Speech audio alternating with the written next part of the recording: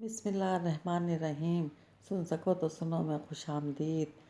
ایک نئے ناول کے ساتھ آپ کی خدمت میں حاضر ہیں۔ ناول کا عنوان ہے پہلا جھونکا، جو لکھا ہے حمیرہ عروش نے۔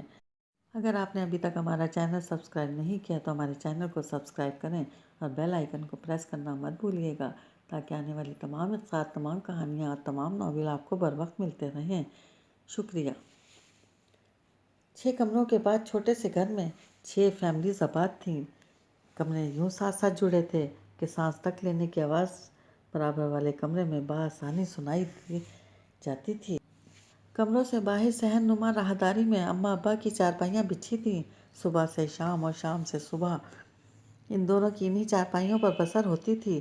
وقت گزاری کے لیے وہیں بیٹھے بیٹھے 100 فضیلتیں ڈھونڈ نکالتے، بھلا ہو کسی محلے والی کا، جو اگر کبھی آ جاتی تو بڑی بھی باتوں میں ایسی منہمک ہو جاتی کہ پھر ہوش نہ رہتا کہ کون کتنا پانی گرا رہا ہے، کس نے بیت الخلاء میں کتنا وقت صرف کیا، اور کون ہفتے میں دوسری بار غسل کا شرف حاصل کر رہا ہے۔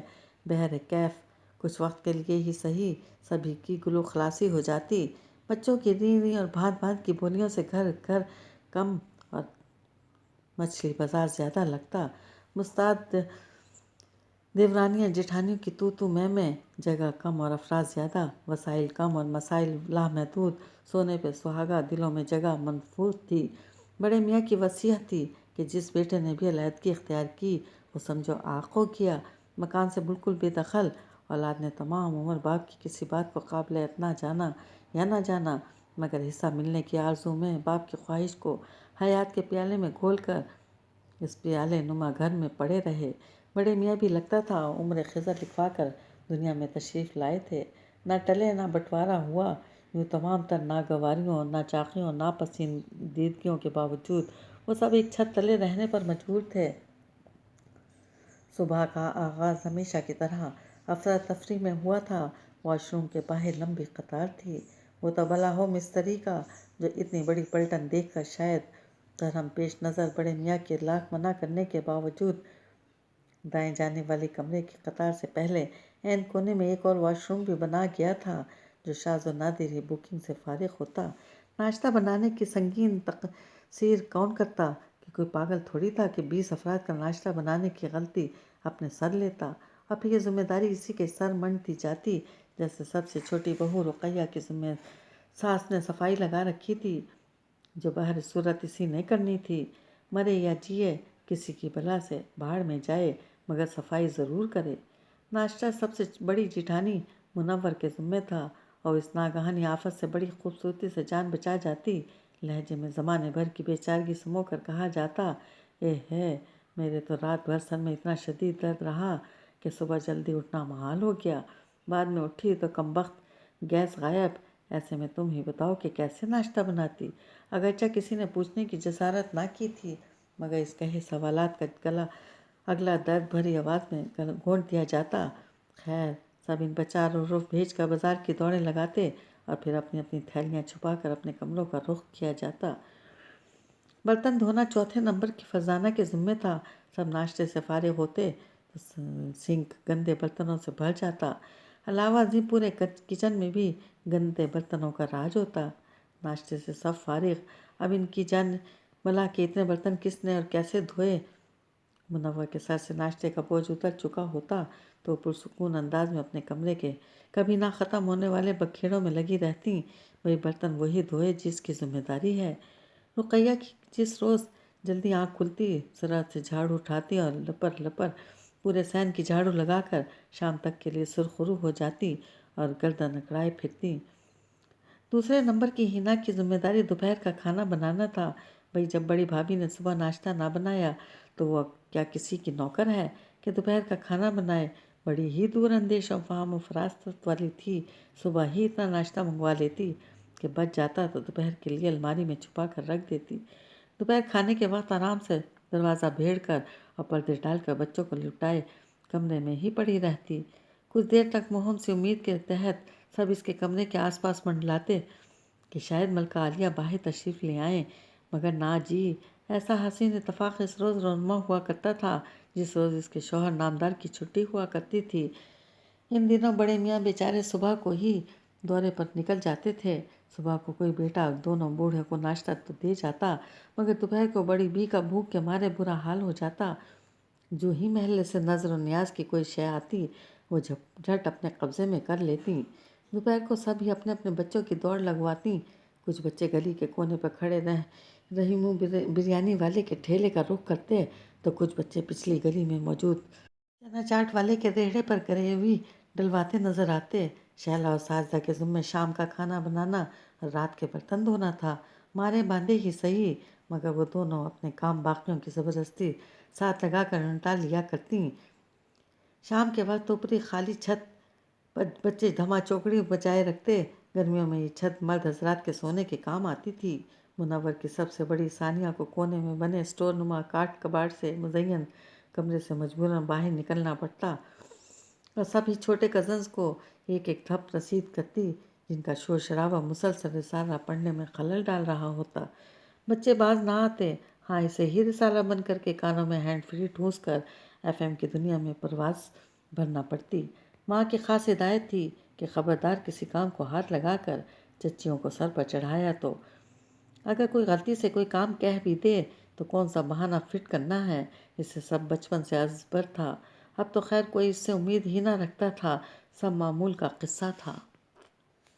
सानिया इस मछली बाजार से सख्त आजिज थी, जहाँ एक लम्हा भी सकून का सांस नहीं लिया जा सकता था। इंटर के बाद रावी चैन ही चैन लिखता था, लिहाजा इसका तमाम वक्त ऊपर स्टोर में गुजरता, जहाँ बैठकर कम अज़ कम खामोशी को महसूस किया जा सकता था। कुछ नहीं तो रिसाला खोल कर पहरों इसके कैफ में रहा जा सकता था, या फिर गाने सुनकर रोमान भरी ज़िंदगी के ख्वाब देखे जा सकते थे। इसके लिए सलमान का रिश्ता आया तो हकीकी मानों में कदम ज़मीन पर टिकने से इनकारी हो गए। वो चलती तो ऐसे अठलाती गोया ठोकर खा कर गिरने वाली हो। घर भर में जोश की लहर सी दौड़ गई थी। पूरे कबीले को लड़का बेहद पसंद आया था। इसकी दिल की दुनिया स्टोर में अब और भी ज़्यादा खूबसूरत ख्वाबों से मुज़य्यन वक्त गुजरने लगा था। माँ ने बेशुमार नसीहतें पल्लों में बांधने के साथ सख्ती से तलकीन की कि ससुरालियों को रोटियां पका पका कर पेश ना करना। एक बार इन कामों में फंस गई तो तमाम उम्र जान नहीं छूटेगी, लिहाजा बेहतर होगा कि अपने सर कोई काम लेने की गलती ही ना करना। भाई तुम्हारे जाने से कबल भी घर के काम बेखैर खूबी हो ही रहे होंगे, तो फिर बाद में क्यों नहीं हो सकते। इन लोगों को बैठे बिठाए रोटियां तोड़ने की आदत पड़ गई तो ज़ुबान मसरूफियत के सौ राहें तलाश लेगी, तुम्हारा ही जीना हराम होगा। माँ के तफसीली ताक़ुल कराने पर वो महज सर हिला गई और जल्द ही पिया देश सुधार गई। लाशऊरी तौर पर इसे लगा था कि माँ इसके लिए कभी मुश्तरका ख़ानदानी निज़ाम का इंतखाब नहीं करेंगी, मगर सलमान की सरकारी नौकरी ऐसी भाई कि भरा पूरा ससुराल भी आंखों में ना खटका। डबल स्टोरी बमुश्किल गुजारने लायक घर में 5 भाई मुकीम थे, 2 बहनें शादीशुदा थीं। सलमान का नंबर आखिरी था। अवाइल दुलनापे के दिनों में तीनों टाइम सजी संवरी ट्रे कमरे में भेज दी जाती, मगर ये सिलसिला महज 5 रोज़ बाद मुअत्तल हो गया। छठे रोज़ मीठा पकवा लिया गया। रात का खाना बनाने में इसने जिठानियों की मदद करवाने के ज़ुमरे में खासा काम करा दिया। सुबह मामूल से खासी मुख्तलिफ थी। वो फ्रेश होकर बाहर निकली तो मैके से मिलती जुलती सूरत हाल का सामना था। बावर्ची खाना चौपट पड़ा था और तमाम जेठानियाँ बच्चों को तैयार करके स्कूल रवाना कर रही थी। सास अपनी चारपाई पर बैठी नाश्ते का राग अलाप रही थी, जिसे तमाम बहुएं कमाल बेनियाजी से नज़रअंदाज कर रही थी। इसे अचंभा हुआ, एकदम बेजारी ने घेर लिया। बहरकैफ ये बाबा का घर ना था कि हर मसरे पर 4 रुपये भेज कर स्टोर में जा घुसती। दफातन सलमान बैरूनी दरवाजे से अंदर दाखिल हुआ और हलवा पूरी का शॉपर इसके हाथ में थमा दिया। केक रस का शॉपर माँ के हवाले करके जल्दी नाश्ते का तलकीन करता अपने कमरे में जाकर बैठ गया। इसे मजीद कोफ्त तो बेकली ने आ घेरा। ताऊन व कराहन नाश्ता निकाल कर पेश किया। जेठानियाँ बच्चों को स्कूल भेजकर अपने कमरों में गुम हो चुकी थी। सास भी सब्जी से दूध में केक रस डुबोकर मुंह में डाल रही थी। साथ दुआइयाँ जारी थी।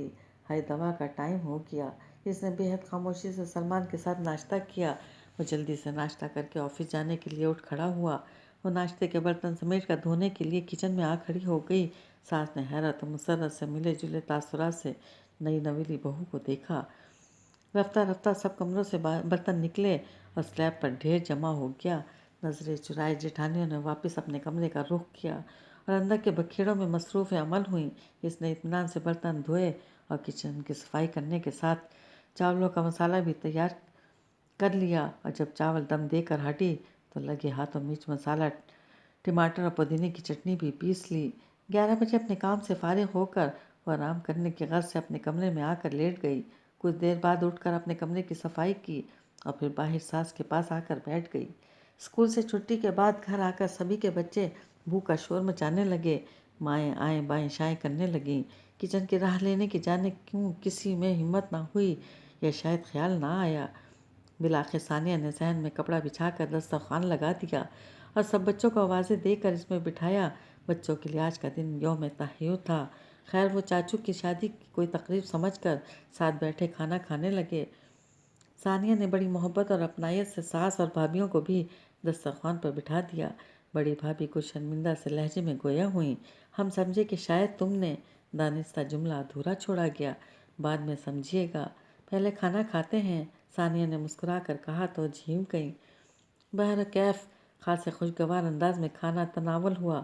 میکے کا ماحول اس کے بڑوں کا قائم کردہ تھا۔ اپنے آنے والی نسلوں کے لیے مروت بھری فضا از خود قائم کرنی تھی۔